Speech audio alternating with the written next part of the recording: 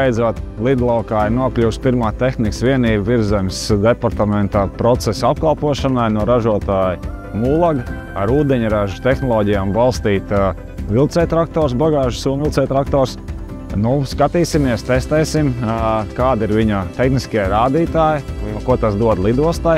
Bet, protams, pamatmērķis ir panākt ilgtermiņā CO2 izmešu samazināšanu, lai mēs kļūtu zaļāki. Mums ir šīs tehnoloģijas jāpēt, jāanalizē viņa ieguvums, izmaksas.